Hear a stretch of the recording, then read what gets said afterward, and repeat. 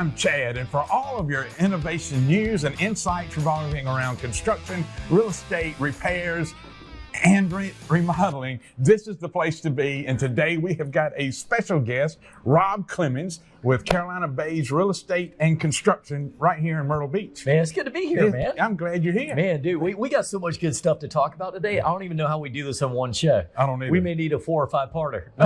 We may need to, because where are we? We're at the Home Builders of South Carolina Convention. It's been a long weekend. I mean, you can see by the number of ribbons. Each ribbon you have means you have another responsibility. Man, I'm tired. And I have no responsibility. I remember those days. Chad. Yeah. So it's good just to kind of enjoy the convention, the conference, and not be responsible for some stuff. But well, I'll tell you, you're right. You know, sometimes when you get in and you start working up the chain and you find out that working up the chain means you get another job each time. So I kind of miss the days of just showing up and being able to sit down and enjoy everything. But this has been fun, man. Yeah, and you've done a great job. Oh, thank you. And so, by the way, Rob is the South Carolina Home Builders Association president this year and is doing a phenomenal job of keeping this thing, introducing all of our speakers and guests and keeping everything on track. So we really appreciate your hard work. Man. And your energy and enthusiasm has really made a big difference in this convention. I mean, it brings a lot. That means a lot to me. I appreciate it. I'll tell you, over the years, I've been a part of a lot of these where I wasn't the president per se, and we've had amazing presidents over the years. I mean, giants of industry. But my personal take has always been, let's bring some enthusiasm to it. And I wanted to honor everybody who took part in this, from the people attending as attendees to the guest speakers. I wanted them all to just feel a professional experience, and that's what we brought here. And without a doubt, it's been very professional experience. It has. It's been great. But to give you a little bit more insight on Rob, he was Builder of the Year in 2021. He's a certified master builder, which is, and there's less than 40 of those in the state of South Carolina. So that is a huge accomplishment. Yeah. And then you also have 2 podcasts on top of construction, real estate, and state president. You have the Leader Mentality podcast, which you interview a lot of different people who are leaders in their industry. Across their industry, wherever they are. Right. And so anyway, what drove them to get there, their leadership style, what drives them every day. And that was important to me, because I feel like everybody tells me, I want to be a leader, I want to lead. But a lot of the people who talk like that are actually talking about being managers of people. And I think leaders don't have to even manage people. You can be the best leader around just being who you are, as long as you're making everybody around you better. That's right. Yeah. Yeah. It doesn't matter if you're pushing a broom, cleaning floors, that's right, or running a Fortune 500 company. Right? The best leader at your organization might be the guy flipping the burgers in the back. It depends on how everybody around him interacts and gets better by his presence or her presence, for sure. Exactly right. Yeah. That's right. Yeah, we don't. Yeah, just that's right. I don't want to give that. Right. We got to make sure we keep it. But no, I mean, and that's the other beautiful thing. We're having a little joke about it, but the best leaders, it's not about your race, it's not about your gender, it's not about your abilities. Even sometimes it's just about who goes out and considers everybody around them, who makes others better. And to me, that's great leadership. Absolutely. It's not about rank. So anyway, so we enjoy it, man. Yeah, and it's great. I enjoy that. And then you have one other one. It's called the Modern Home, or Modern Homes podcast, and it's all around news and insights into the construction, real estate, and remodeling world. We wanted to, with the Modern Homes, and yes, if you're wondering at home, I don't sleep. But no, I just have a very dear wife who helps me through everything. But man, I got 2 of us. Yeah, 2 of us both. Right. I mean, we get in trouble once in a while, but we got nice ladies behind us. But the thing with the Modern Homes was that, for Leader Mentality, as much as I love it, and I'll continue to do it forever, the thing is that I also wanted something that we could give back what we do on a daily basis. And being in construction and real estate, and you know that feeling, we want to make sure we're giving people some of those tips that we get questions all the time on. So it's like, if you ask me a question and I can answer it for you, why not answer it for everybody at home, and put all that knowledge that we acquire to test. Right, because normally if one person's asking the question, there's 10 people who have not asked that question. Absolutely. Because for one reason or another. Yep. They don't know the right person to ask, or they feel like it's a stupid question. Exactly. Well, there are no stupid questions, only stupid answers, right? That's correct. Well, some questions You have to debate if they're a little stupid, but no, I'm kidding. No, it is. The only bad question is one that's not asked. So yeah, you're definitely right. And by the way, you got a great show here. If you guys are ever checking out the Modern Homes podcast, ask questions. Send in something to our social media, because there's always there's, like you said, there's 100 people that have the same question. We want to make sure we address those. Absolutely. Yeah. And there's a ton to know. I mean, I learn something every day. I'm the 4th generation builder on both sides of my family. I mean, since I was in diapers, and I learn something new every day. So, I mean, somebody that's not in the industry who just has questions, like if I'm learning something new every day, then there's a lot for other people to learn. There's always something. And what I love about this industry, and so I wanted to flip a question at you, I think almost from the time you were a young kid, it was probably foregone that, little Chad's going to be swinging some hammers and doing stuff one day. I mean, was that kind of like a family thing you saw coming? Yeah. My dad encouraged me to do other things. I mean, now he took me to the job site. Yeah. He made sure that I learned the trade.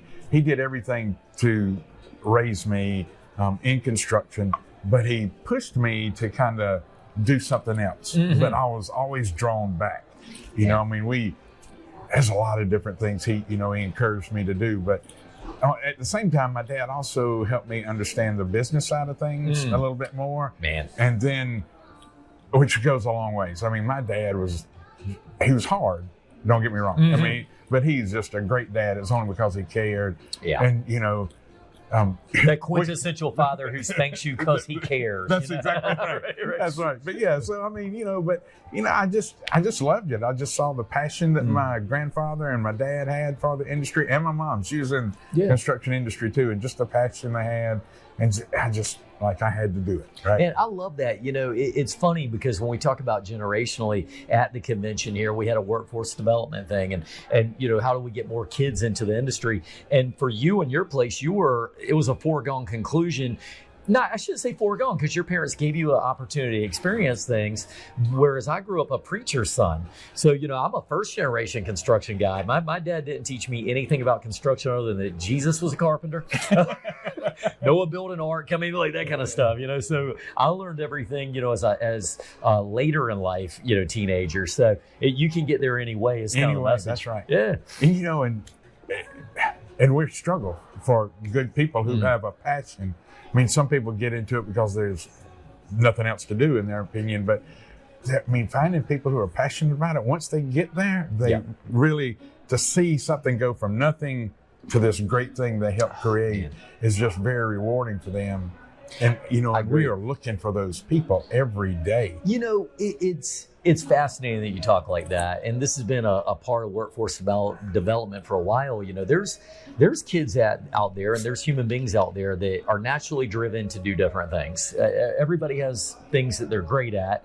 And sometimes people are driven to create things with their hands that are beautiful works of art or beautiful accomplishments, and that's not for everybody. But the ones who it is for, I always tell the parents, I'm like, if your kid could be the best in the world at something, wouldn't you want them to be the best in the world at what they do? And they're like, yeah, he might be the best construction kid in the world. That's right. But you gotta give him a chance. That's exactly right. Yeah. He might be the next Chad Charles. Yeah, I don't know. Rob Clemens. You don't want to be a Chad. That's for sure. I've had my share of struggles, but our companies are very similar. Yeah. Like my dad has the real estate side of things, and he's up some age, and he just kind of dabbles in real estate a little bit. But so we both have real estate. We do service work up to renovations. We try to stay away from anything that has a footing. We do some room additions, but you pick up. Like if somebody called me and said, "Hey, will you build a deck?" I'll say yes. I don't know. Do you? It's funny because we're like different sides of a coin. Because if somebody calls me and asks to build a deck, and I have a little message for people out there who are thinking about contractors, and it's kind of like this, in my opinion. when you're going to a doctor, if you got a heart problem, you don't go to just a general guy. You don't go to a foot doctor and say, "Hey, doc, I'm having heart trouble." You go to a heart doctor. You got a foot problem, you go to a foot doctor. Right. I believe that's a podiatrist or something like whatever that, they are. Way above my pay grade. That's above my pay grade. I'm like a construction guy. No, but you go to somebody for that specialist, but they assume that all contractors are going to be the best flooring guy, the best deck builder, and we have to kind of pick what we want to be great at, right? So my company won't do decks, but we do the big additions where, full footings, full turnkey service, and but I'm not really built for the other stuff, Right. Yeah. So we like that in and out. Somebody calls, change the water heater, needs a light fixture hung or TV hung, up to a full home remodel, even whatever it is. But yeah, we have a cutoff at some point. So yeah. Well, there's commonalities either way, but I think it all comes down to the same thing. I'm looking for somebody to do something, and my recommendation to all buyers is exactly that. It's you find somebody who's the best at it. We talk about sometimes subcontractor is a bad word. You ever hear that? If anybody's ever asked you, do you use subcontractors? And I always say, I believe the question you're asking me is who's working on my home, and do they know what the heck they're doing? And I always tell people, that guy who lays tile is probably pretty doggone good at it, especially if I incorporated him. But he's better at it than my hourly guys who can kind of come out and do a little bit of everything. Would you rather have the best in the world at tile, doing your tile, and the best at painting, doing your painting? Right. Well, if so, subcontractors aren't so bad, but again, there's different sides of that. Do you use subs at your company at all? A little bit. Yeah. We do a ceramic tile guy, because that's what he does every day, all day. Yeah. When he pulls up, he's got every tool he needs to lay tile. Our trucks can't hold everything to do tile work, and some framing and trimming, and plumbing and electrical. So so we do, and he does that every day. It's only about three or four builders he works for. So nice. So we just between us, we keep him busy, and he does phenomenal work. But anyway, best of both worlds. You really get to keep that person busy, but if you can't keep them busy, you're not stressed out trying to figure out what they need to do. They can still get around to other places. That's exactly right. Yeah, good stuff. Yeah. So and then Rob, you came up and did some team building with us around customer service, client relations, because we deal with customers. We are married to clients, whether it's for an hour or 6 months doing a remodeling project. And sometimes you're probably a little bit longer on a new construction, but we're married to those people, and we're in and out of their homes. We wanted to overwhelm our clients. I mean, I didn't know, how do we do that? Because to me, customer relations, client interaction should be over the top. Yeah. Because we're in their house, and it's intentionally got to be great. Right. I got you. And so we've got some little CRM. What do y'all do at Carolina Bays that just kind of push that customer service over the top? I'm going to tell you something that I believe of all companies. I truly believe this, not just of a construction company, all companies. And whether you're in manufacturing and service only, whatever you're doing, there's a product and there's a service. And I find that usually most people think the product's more important, but realistically, the service is more important. Right. And so what we do at Carolina Bays, and we're not perfect at it, and you won't be either, but the goal has got to be always strive to perfection. And I heard that once from the Disney CEO, Bob Iger. He said, we're in the pursuit of perfection, and we know we won't get there. And I've taken that mindset in the sense that we spend a lot more time on mindset, respecting the customer property, speaking to that customer well and with respect. And it's not enough in a management standpoint to say it one time and think that's going to do it. You need to every single day have a moment to talk about, here's what it means to respect a customer property. Here's what it means to explain better. Because the minute that we lose track of that, all of a sudden that person is in too much of a hurry to answer the question. They don't do the right thing. So to me, it is extremely important to always be pushing that from a mindset standpoint. Right. And that's great. Because I think a lot of people are pushing, we got to get it done. And our field people are like, I don't have time to talk to you, but I try to give our guys a little more freedom to go, hey, if they got questions, answer it. If there's an issue you can fix while you're there, go ahead and fix it. Let's not come back. Let's take care of it while they're there. And it's hard, right? It's hard because we as business managers, and you notice I didn't say leaders there. Right. Not all managers are leaders, right? But as managers, sometimes we get dual messages unintentionally, and I think this is part of what great customer service needs to come from. Our dual messages might be like, "Hey, Johnny," or whoever your worker is, you need to get this job done by 5 o'clock today. But take care of the customer, right? And so as you and I both know, some customers, they come to the door and they say, "Hey, it's Outback, and let us know if you need anything." And other customers come out with a cup of coffee and they sit there and watch you work and ask you questions the whole time. Well, where's the balance? If we told Johnny, get it done by 5, but make sure you cater to the customer. And I feel like that's why there's no rule book for it other than respect the customer, do your best. And we have to be consistent, not to jump down their throat. If he comes back and says, well, Mr. Johnson just had a lot of questions today, I think we got to enjoy that and rejoice in that. Right. Absolutely. So, yeah. Because really, customers come first. They do it. Yeah. They should. Yeah, they should. In every business. And we try to push that. One of the things we did incorporate, we have a scheduling system. That's also it's mainly for service work, but it has a private notes section down here. And so if we go to a client's house, getting ready to do a screen porch, and their flower garden is their prized possession, we make notes. Hey, take care of Mrs. Jones' flower or rose garden. Make sure you bury it all. I mean, this is I love that. Right. We put notes in there like they've got a dog that'll bark, doesn't bite, real friendly once he's outside. Yeah. Just here's the dog's name. So we try to make things very personable for our clients. I love that you do that. And I'm going to tell you why. When you said that, I thought, that's something everybody should do more of. Because when you're a singular person, if it was just me running my company, I did the installs, I did everything and the sales, and you did your sales and you did your own installs. Well, here's what happens. Your customer service should be pretty good because you know all that stuff. That's right. But as we expand and scale up, as some people say, here's the biggest problem. And I believe customers see through this, and it starts the project going downhill quickly when they tell you sold the job, and they tell you, watch out for my little marigold garden in the back here. That's very important to me. And then when the installers get there that day and they're trampling all through it, they go, well, nobody told us anything about the marigold. Now the customer feels disrespected. So that thing you guys do, man, everybody should apply that. Right. And I think a lot of people do, but we try to take it to the next level. Yeah. It's like it's customer service on steroids. Right. And that's what we want to be. And I'm sure you do too. But yeah. It is. I mean, and everybody has their methods. We have a little thing I do. And if you guys are in construction and are listening today, we use a product called Company Cam, and there's many portals like this that may be relevant. We've seen that. We haven't implemented it. Yeah. I think it starts with a lot of great customer service starts with setting expectations, right? If I tell you I can be there in 4 weeks, and I get there in 4 weeks, you're happy. If I say 4 weeks, I'm there in 3 weeks, you're happy. But I could tell that same customer I'm going to be there in 2 weeks, and I get there in 3 weeks, and they're upset. I didn't set the expectations properly.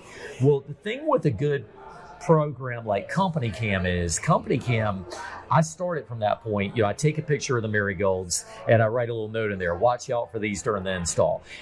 If I see damages on the existing house before we got there, I take picture of those. The reason I do that is, I'll give you a story. I was out at people's house the other day. I was giving them a quote. We're in the back of the house, and they're telling me all the things they want to do. We want to put stone here. We want to do this. And as they're talking, I look down at their foundation and I see a crack running down, almost a zigzag crack running from the top to the bottom. And I took a picture of it, and I said to them, hey, have you guys ever seen this crack before? And they went, no, I've never seen that before. I'm glad you pointed it out. Well, that's very important for us in this business, because if I get out there and I do that whole project, and at the end of the project, they're finally, now they are looking, right? They're seeing how we did, and they see that crack they never saw before. Who do they think did it, right? You did. Rob did it. So you're right. So our goal is not to go through and pick apart the people's house before we get there, but the goal is rather to say, hey, look, we did a little accounting. I want to leave this place in better condition than when I got it. Right. Absolutely. And so that's part of the message of customer service. And so that's one of those little things. And so our program does have, we take pictures, but I think company can do videos and send to them. We can't with our system. Oh, okay, gotcha. But y'all can with company cam. And the biggest thing is you can pick and choose what you want to send them and things like that. So some things are more internally related. I mean, they don't need to see every single thing that I, the manager, took a picture of that I didn't like. Right. I want them to see the front-facing stuff, and beautiful for people who are out of town. I get these customers who, they might live out of town half the year. Well, it's nice to be able to send them a quick picture. This is what happened on your site today. You go back to customer service. If I can give them a daily report or a weekly report, man, they love that. Yeah, well, that's great. Yeah. Well, I got a question for you. We're talking all about customer service. I'm supposed to be asking you the question. question. Well, I know, but you got me thinking. I want to learn from a guy who's been doing it for a long time. How do you handle disputes with a customer where they thought they were getting something that they're not actually getting? How do you handle that from your standpoint? So, that's tough. Yeah. And we have been very blessed and very fortunate. Most of our clients are very understanding. Mm-hmm. We try to include everything in the write-up. Mm-hmm. And I think we've gotten a lot of compliments, and jobs, because we spelled everything out. Yeah. But there are sometimes I'll leave something out that probably should have been in there that they said they wanted. And so as we're going through that, and it triggers in my mind, they did mention it, they did want it. Sometimes I eat it. You just got it right. Because, you just do. It's not worth right. It's not worth most cases. Well, here's the funny part about it, and I've seen this from now again, I've been in leadership positions in construction for a while. I've seen a lot of times when you're a young company, and this might be part of your giveaway. When you're a young company, your contract might be like this long on one page. It's here's our price, here's the things we're doing, and then by the time they've been in business for a while, that contract might be this thick. And the reason is because every time you learn something the hard way, you thought, I need to make sure I put that in my contract. Right. Am I right? No, you're right. Yeah. And even in the description of work, you really want to include everything that you possibly can. Yeah. Even who's providing the paint, because sometimes they go, oh, we got the paint in the garage. Well, when it's time for the paint, they go, oh, no, we don't have the paint. And you're like, well, you said we did. But or just as bad, you open up the paint and it's all moldy or whatever. That's right. Yeah, it's old and crusted and whatever. Yeah. So, we try to include all that. But there are times where it wasn't discussed at the beginning, but they just assumed. So we'll sit down and talk about it, and usually we come to some agreement, on what to do. Sometimes they go, oh, wasn't that important to begin with? Don't worry about it. And other times well, we got to have it. So we work something out, Makes sense. But, it's just, but it goes back to good customer-client relations. Yeah. If they trust you and you trust them, because really in our initial consultations, we're interviewing our clients as much as they are interviewing us, because not everybody is the right fit for us, and we're not the right fit for everybody. So I'd like to jump in there and say, I've had a lot of customer service training over the years with companies, and that's one of the big ones that I like them to know. It is very much like dating. And the way I would use that, a lot of times people don't think like that, but I'd say, look, if you're ever getting a relationship with somebody, and he and I both been out of the game for so long, I might not even should be talking about relationship. I don't even remember what it's like to be on the market. But today's my 33-year wedding anniversary. Today's your 30th, and he's still at the HBA convention. Right, man. and my wife's 4 hours away. Oh, God bless it.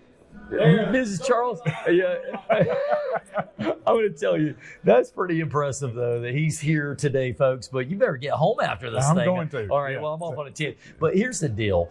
It is like dating in the sense of, I want to like that customer and I want the customer to like me. But if there's not a mutual agreement, you would never want to be in a relationship with somebody that you really liked, but they don't like you. Right. I don't care who you are. You don't want to be with somebody who doesn't want to be with you. And that's how this works. You're trying to get out there and still, what's our personality matchup? Do I have the parts that you want? Do I have the way to service you like you want?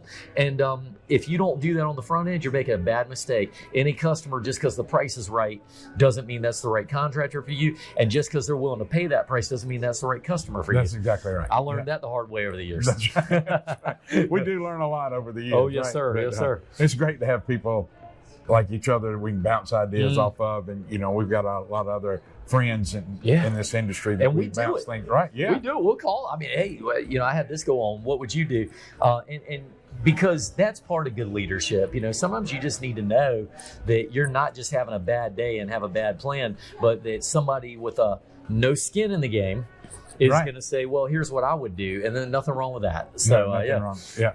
So we're going to go ahead and get this wrapped up pretty quick. But like, if you were talking or if you were counseling somebody who was looking for a contractor, like we've talked about client service, customer service, we've talked about the work. And at the very beginning, I did say, you just brought up, you're in a relationship. I said, we're married to these people, whether it's 3 months, 6 months, or 18 months. And it really is what it's like, honestly. But if somebody that's looking for a builder or a contractor to build them a new home or to remodel their home, what are the top 3 or 5 things you'd say, hey, this is what you need to look for in that contract? And you will agree, you didn't ask me this question beforehand. No, I did not. So I'm actually answering right off the cuff, but there are some very important things. And one of them is that you do indeed need to check out the personality game. You need to have a chance to ask them what's important to them as a contractor. I would actually ask them that. Is this something you feel comfortable doing? Is this what your company does? I would very much want to know how the working relationship goes. That's going to be number one. I'd look at the contract and I would make sure I understood everything I was getting. One big problem in this industry is people signing up with somebody and not actually understanding what they're getting. And you got different personality types, and we do training on this as well at Leader Mentality, but there's different personalities in customers. Some are very, very detailed and they keep track of everything, and some are more about the emotion of it. But the ones who are in the emotion of it may not quite understand what they're actually getting. So you got to ask the questions, what are these parts? And that also includes, how do you handle change orders if there is something that I want to change? Another thing, and this is one of my biggest tips, and all the rest of the stuff are going to be checking the boxes. Does that contractor have insurance? Where are they located? Can I find their office if I need to? But honestly, are they licensed, bonded, insured? All these things, right? But there is a big one that is my overlapping tip for everybody. Don't ever buy anything because you're feeling pressure. That is not a good reason to buy. The sale ends today. If you do this week, I can give you a discount. What do I need to do to get you in this? A good person who is selling you doesn't need you to buy right now, because they know their product's going to still be there tomorrow, and they know that they're not going anywhere. They should never be pressuring you. And again, to go back to the relationship thing, if you're talking to somebody and say, hey, I'll go out with you, but only if you commit to going out with me right now. It's like, no, let's get to know each other for a minute. That's right. So I, as a contractor, my longest customer I think I ever worked with, I might be overselling this. It was either 5 years or 7 years. It's been a minute, wow. And that was for a custom home. But I met them every year when they came into town for 5 or 6 years until they said, "Yep, this is our year. We're going to do it." And believe me, if you have got the right match as a contractor, they're not pushing you. We work for you. That's my deal. Now, and I'm that way. Like if I go to a car lot to buy a car, and that salesperson's pressuring me, I'm gone. Yeah, I'm out. Like there's certain things I'm looking for in a car. I'm not here for you to. I know kind of the car I'm looking for. I know what I want. I don't need you to sell that to me. Like I want you to tell me, is this the right car for me? And if you're pressuring me to buy this, I'm out. I'll go pay a couple $1,000 more dollars. And ask the question, why are they pressured to buy it so hard? I mean, are they just trying to cover their bills for the month? And look, here's a cautionary tale. And I'm going to make this a very quick story. If anybody ever wants to reach out to me, I'm sure you tell them how to find me. But here's the deal. The solar industry had a bad rap for that a couple of years ago. Yeah. These contractors will come in and say, hey, look, my price is this, but I can give you a $10,000 credit, but you have to do it today.